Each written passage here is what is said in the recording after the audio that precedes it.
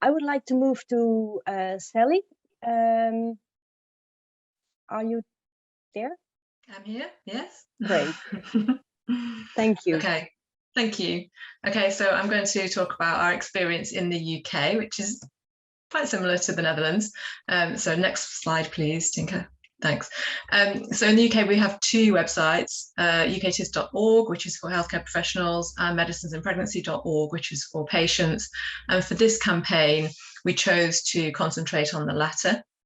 We developed this website in 2014 with some patient information leaflets, and then the following year we created a My Bumps pregnancy record where women could go to the website and put their information in regarding their current pregnancies. Next slide, please. This is just a screenshot of the website. You can see it's quite dated. It's 10 years old. It will be retired next year. And there's an example again of one of the patient information leaflets. So the idea was to make this website sticky. So you get people to come and look at your leaflets, and then while they're there, hopefully they will log on to the portal on the left-hand side of the web page and report their pregnancy. Next slide, please. So this is just an example of what you would see when you logged in. Women work their way down the left-hand side, filling in their details. So next slide, please. So that's the product that we were hoping to promote. But also we wanted to raise awareness generally of the service. So a bit like Agnes talked about, you know, similar goals and aims. Raise awareness of the service and of the Bumps website and what was available. And we wanted to do that and campaign mainly towards healthcare professionals. We felt that because pregnancy is a transient state, that there would be more longevity if we promoted our services to healthcare professionals, midwives, pharmacists, GPs, that they could then cascade that information to their patients and their families. And then by doing so, hopefully that we would increase reporting to the My Bumps record, and also just for people to access more of our online resources that we produce on both of those websites. Next slide, please. So the campaign that we developed was a no cost, low cost, staffing costs only, really. We ran the campaign over the year of 2021. We chose to use our established Twitter account because we were wanting to campaign mainly towards healthcare professionals. We had an established account already. It was relatively stable. The traffic was stable. So we thought that this would be a good benchmark that we could record and measure the impact of the campaign. We chose to use some awareness days, weeks, months to raise awareness about medicines in pregnancy. We tweeted out lots of information during the year around that. We also created some blog posts, some infographics, did some patient interviews and some YouTube videos. So I'll just go through. They were the main materials that we developed. And when I say we, I must acknowledge my colleague, Alison Oliver, who created most of the promotional materials throughout the year. So we used these awareness days. Sorry, next slide, please. And we created tweets for all of these promotional awareness, international, national days and weeks, which worked quite well. Kind of next slide, please. So there's just a couple of examples. This was for World Birth Defects Day. That actually got lots of Twitter impressions. So lots of people saw that one.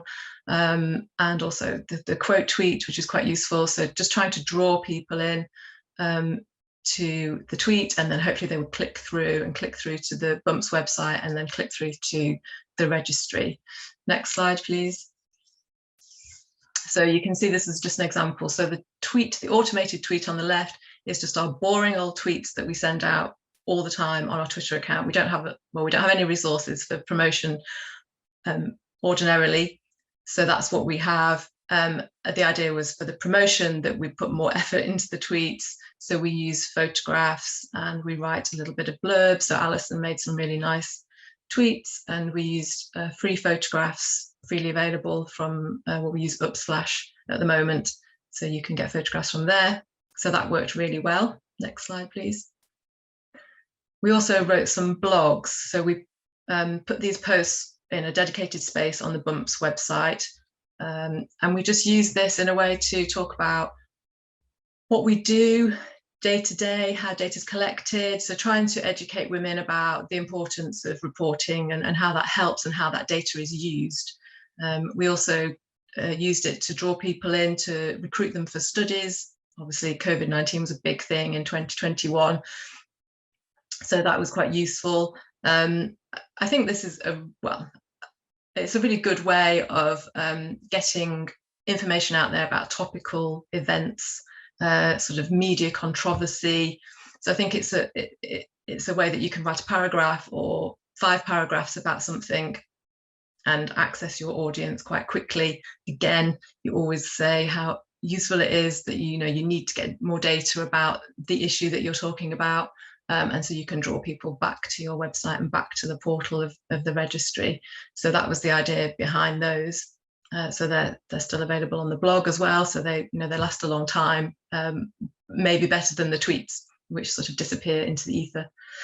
Next slide, please. This is just an example. I think you might have seen this earlier on. Again, freely available PowerPoint software. Alison made this infographic. You can use it for different scenarios. You can change it once you've made one. It's easy to alter. You can see the background slightly different. This is the original that Alison made, and then it's been changed. So you can change the background to tie in with your organisation or your logo or the study that you're developing. So they work really well, and we've got those on the blog. I think on one of the blog posts on the pharmacovigilance. Next slide, please. We made a few YouTube videos as well, not as many as we would have liked to, partly because of the lockdown and the restrictions about being in a room together. So we managed to do a little face-to-face video about who we are and what we do and what teratology is. And then Alison made a really nice instructional video of how to fill in a MyBumps record. Just a little voiceover, just using a smartphone, using free video editing software, so no specialist equipment, and then uploaded to YouTube, and then we tweeted about it, we put information on the website, so we can keep referring back to that. They're there now forever. Next slide, please. So this is a bit of a disclaimer. So this is the same as Agnes. 2021 was just wall-to-wall COVID-19. We produced a lot of information during this year regarding COVID-19. We had infographics for patients about vaccination in pregnancy, infographics and flowcharts for healthcare professionals about how to navigate treatment for COVID-19 infection in pregnant women. We ran a national surveillance, and all of this was heavily promoted on Twitter. So yeah, it's tricky when all of these things are going on at once. So yeah, the disclaimer is we may have boosted our promotional campaign inadvertently with all this extra work that we probably wouldn't normally be doing it. So next slide, please. I've got the results of the number of BUMPS account creations that were made in the year, and you can see that there was a significant increase in 2021 in the number of accounts that were made compared to previous years. So next slide, please. This just shows it month to month. So you can see at the beginning of 2021 how the number of creations jumped up. And the orange line is the number of women who recorded that they were taking medications in pregnancy. So we don't only want women who take medications in this registry. You can just be a pregnant woman with no medications. So you can see that that, I don't know whether that jumped up, not really. And the green line is a bit of an issue for us. That's getting women to come back at the end of their pregnancy and tell us the outcome. So obviously women are slightly busy after they've had their baby, and that's more difficult, but that's a different issue, a different problem. Next slide, please. So this just shows that there was a positive correlation between the number of tweet impressions, so the number of people who saw each tweet, and the number of account creations. And that correlation was mainly driven by a tweet about a COVID-19 survey that was, yeah, we had a lot, 13,000 impressions on that. So if you exclude that data, then that correlation does decrease quite a lot. We also saw during the campaign period that there was a 34% increase in website traffic to the information on UKTIS.org. That may have been COVID-led, because we did produce a lot of information for healthcare professionals about COVID and the treatments of COVID. And we also had a 5.8% increase in the traffic to the BUMPS patient information leaflets as well, and that was compared to the previous year, 2020. Next slide, please. So in conclusion, we did increase the number of reports to the pregnancy registry on BUMPS, and we did increase engagement to both of the websites.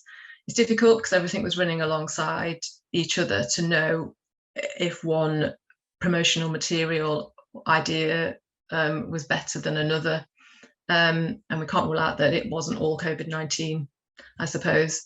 But I think using these sort of hot topics is a good way of increasing engagement. I think if you hang it off, looking at bad studies that are published or good studies, and writing blog posts or tweeting about those things, you can get people engaged in what you're doing. That's it. Thank you. Well, thank you very much. I have an echo now.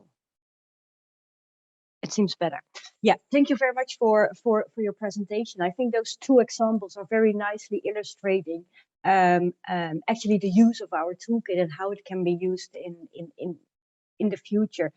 And I would really like to conclude now with saying that the toolkit is yours. It's not meant for us. It's meant for anyone who wants to run a communication campaign to raise awareness about medicines used in pregnancy and breastfeeding. And there's no need for any specialist equipment or in-depth knowledge on communicating or IT or whatever kind of solutions. We really made it fit for purpose and easy to use. And I really invite everybody to have a look at our website to check out the toolkit, also to have a look at the materials that we are providing. And I hope that it is useful for you in the future.